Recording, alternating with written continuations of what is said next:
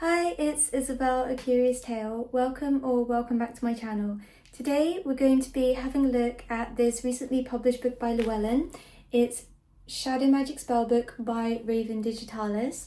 I want to share my thoughts on the book and a few ways that I would use it, and then you can have a good idea of if it's something that you'd like to read.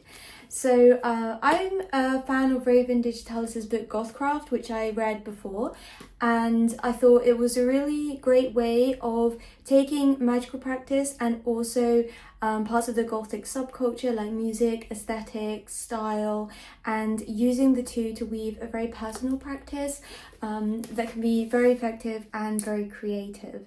So I also have here a Gothic Witch's Oracle by Raven Digitalis, which is an oracle deck, also published by the author, and I do really enjoy this deck as well.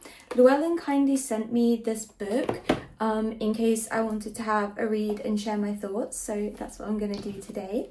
And I have my notebook, this is my sticker on it, and I just jotted down as I was reading the book my thoughts because I didn't want to forget anything, and there were a few parts of the book that I thought were particularly interesting. Also today we are in Scotland on a very sunny day, so we are drinking a cherry iron brew sugar-free limited edition, of which I'll just have a quick sip. Cheers. Not very shadow work in terms of aesthetics, but this just shows shadow work is for any time. So first my notes were, one of the things that stood out to me about this book, which I did thoroughly enjoy, is how strong an emphasis it places on your own creativity and your own experience. So everything that this book recommends that you do or explore or try out, it always emphasizes that any ritual is going to be far more effective if you work in your own correspondences, your own experience, your own ways of doing things. So it's not a book that says follow my instructions to a T. It's a book that says here are all these different ideas, which are quite wide-ranging in their approach, even having some guest spells by different authors, and it says take these, like whatever resonates you can try out, whatever doesn't you can maybe adapt or try in a different way. So I really appreciate that it really emphasizes using creativity and also trusting in your own instinct and your own experience to follow the instructions in a way that are actually going to be meaningful to you. And I think that emphasis on personal agency is not only a great part of the book, but I think it works very well with the idea of shadow work, because one of the goals I believe is that you not only know yourself better, all parts of yourself, but you also have a greater trust in yourself. So I really enjoyed that. For example, on page 11, it says, magic is an art for a reason. And what is art but creative? I thought that was a really good way of explaining it, saying don't overthink and also prioritize your safety and well-being, which is also emphasized throughout the book, especially because some spell books can be quite sterile in a way, and this book certainly isn't. It does explore a lot of different practices, some you may be comfortable with and some not, and throughout the book it always says, stay safe and do what you want to do and don't do anything that doesn't feel right. So I think it has a very good balance of not shying away from practices that some books might be a little squeamish about, but also emphasizing that you don't have to engage in anything that doesn't sit right with you. And it's not that one method is necessarily more or less effective, it's just about what resonates. So yeah, the emphasis on ethics I really enjoy, and also the welcoming and knowledgeable tone that sounds very friendly, but also you can tell that the author has spent decades dedicating to different magical practices and different types of spirituality, but it's presented in a very accessible and friendly way. So I enjoyed that. And another thing is the emphasis on the book takes you through different types of shadow work, starting with the self, but then moving into a more expansive vision that also includes society as a whole, because obviously we have our personal shadows and then we will have collective shadows in society, and they both will influence each other. So it's basically saying, you know, work on yourself, but also work on things that are going on in society, play an active role in society, because that's another thing that sometimes anything in the sort of spiritual self-improvement genre can sometimes end up being quite self-centered, not necessarily on purpose, but it can happen. And you know, if you're only focusing on improving yourself for your own gain, I think it's arguable that that isn't that helpful to society as a whole, and it could even be detrimental if we're sort of spreading this very individualistic way of being. And so I do enjoy that the book, it's not only about shadow work that you can do for yourself, but it's also about just looking beyond yourself and to your community and playing an active role in it while working for change, however that might look for you. And yeah, again, like I wrote that the spells really promote customization, which is something I really appreciate. There's correspondences in the back of the book, and it reiterates throughout the book that you can substitute any, and also that you can add your own correspondences to the list.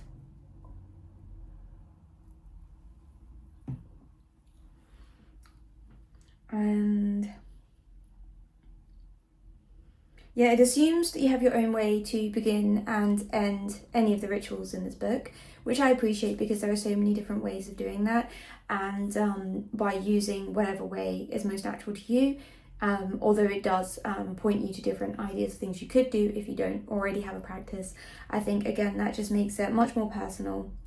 One spell I thought was interesting is that a spell to rid negativity, and it includes citrus lemon with nails and pins, and that just stood out to me because it made me think of like the Crosani and Kagati, the chilies and lime that you would hang in the door in a lot of places in South Asia as well to ward off negativity.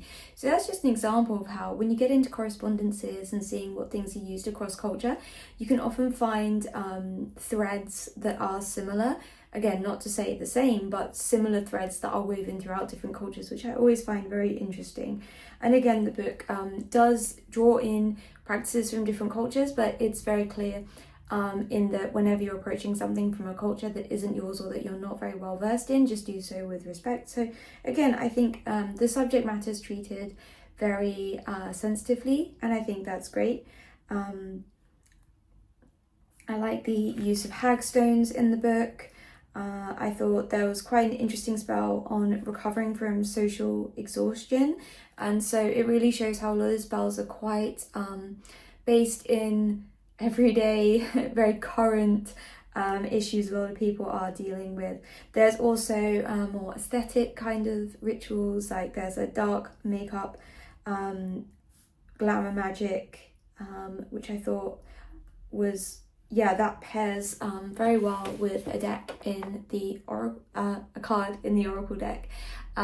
So I feel like a lot of the rituals within the book, you could definitely incorporate this deck by Raven Digitalis into how you practice with it. So I like that as well. But I think, I mean, you could work with any deck and bring in any tarot or Oracle deck into your use with the book. I think that would also be a really interesting way to use it. Ways of getting through a slump are addressed, and yeah, just lots of different spells. To be honest, some of them didn't resonate with me. I don't plan to do them.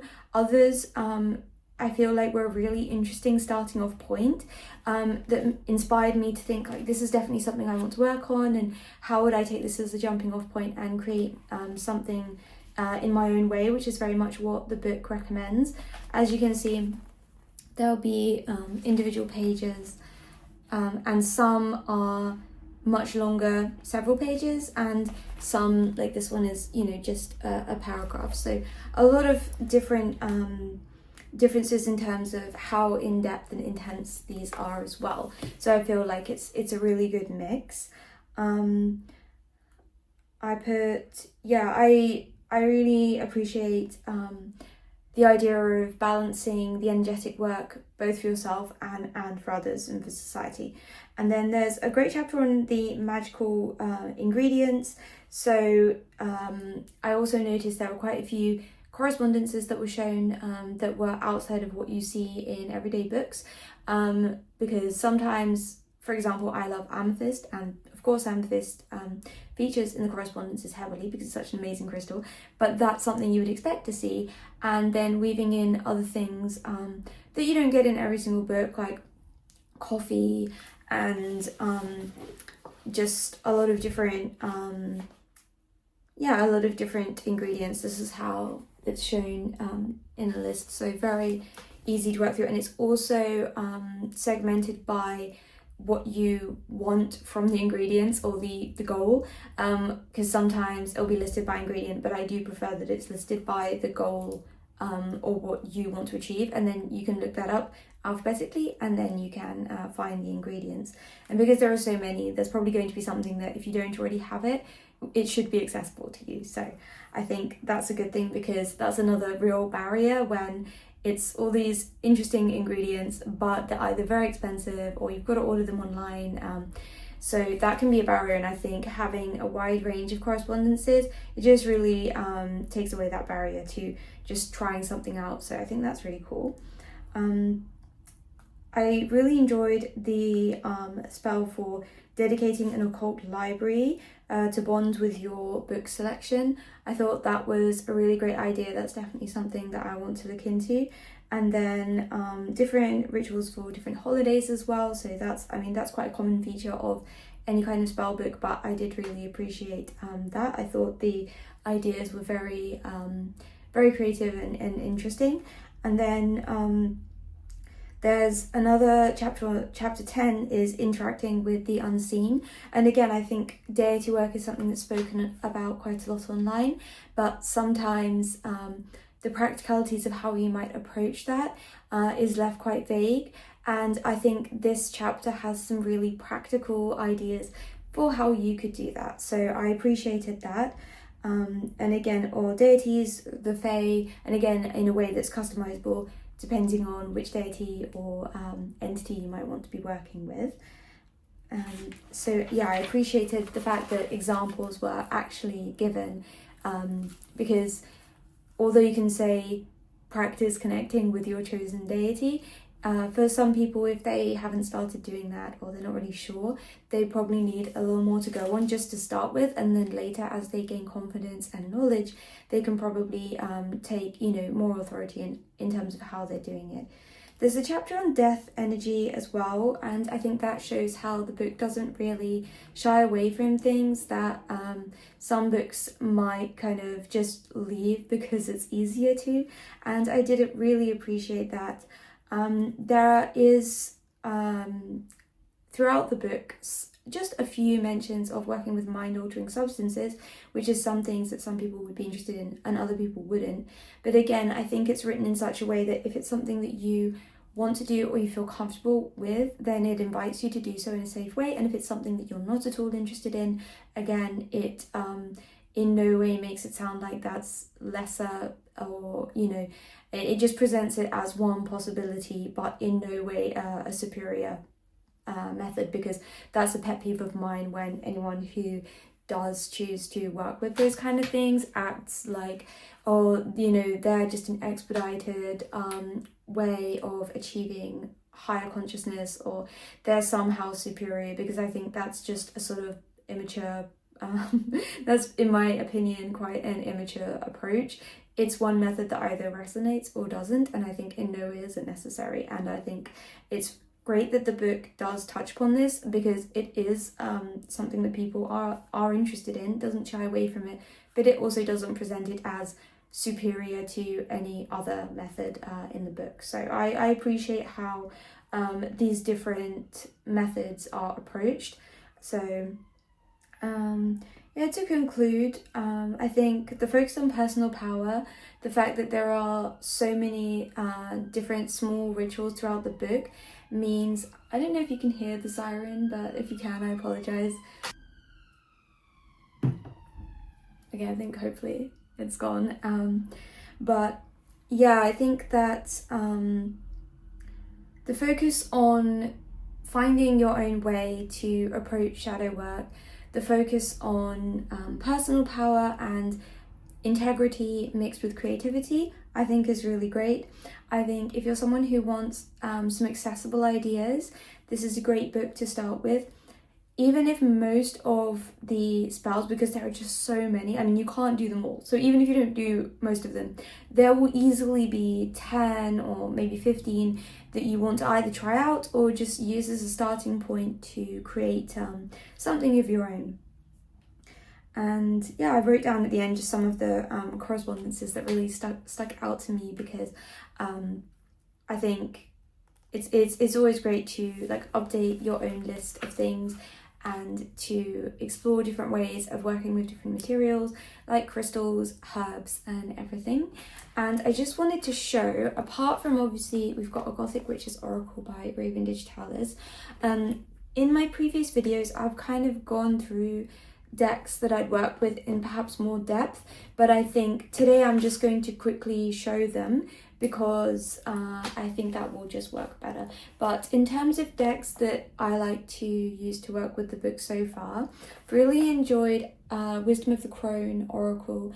This is a vintage deck that's out of print, but you can tend to find it on eBay. It's by Field Somerset Phillips, and I think the sort of nurturing but very insightful messages from these cards works very well with the idea of shadow work, because obviously you want to be kind to yourself as you do it, but you also want to have clear and insightful messages.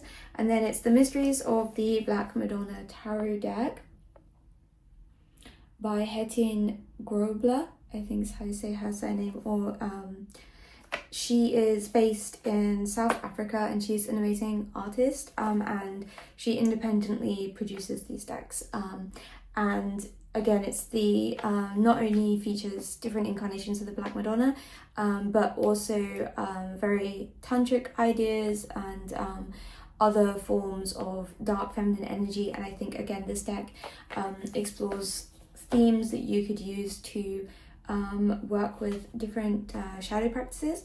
And then obviously my deck, the Purnima Tarot, because in my deck as well I really wanted to explore areas of light and dark and then kind of break down the perceived polarity between them.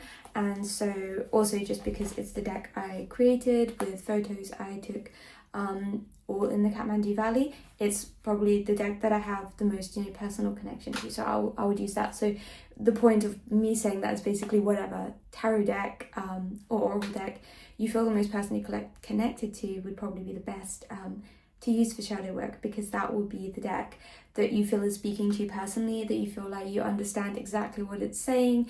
And I think that will really aid in just working with the shadow and with this book. So I think that's everything I wanted to say today. To conclude, I would definitely recommend this book. I think it's knowledgeable, it's accessible, it's very creative, and most importantly, it offers something that I haven't yet found in another book. So I think that's always what you want from a book, is it's going to give you a new insight. It's not going to just regurgitate the same correspondences and ideas, which isn't necessarily a bad thing. But if you're someone who does like to read a lot of books about spirituality, the occult, or even self-improvement, you're probably looking for something that's going to give you an insight you haven't read yet, and I do think that this book definitely offers that. So also the cover is really nice, I have to say, and there's some great illustrations and such throughout the book, so aesthetically it's also a nice experience. So please do tell me if you've read the book, if you intend to, and what you think, and I'd love to hear from you. And we'll see what I come back next time to talk about. I'm not sure yet, but I hope everyone's having a wonderful day, staying safe in the rather hot weather we're having. Even in Scotland, it's pretty hot. So I hope everyone is, staying healthy and safe and going to have a wonderful rest of the day. Thanks. Bye.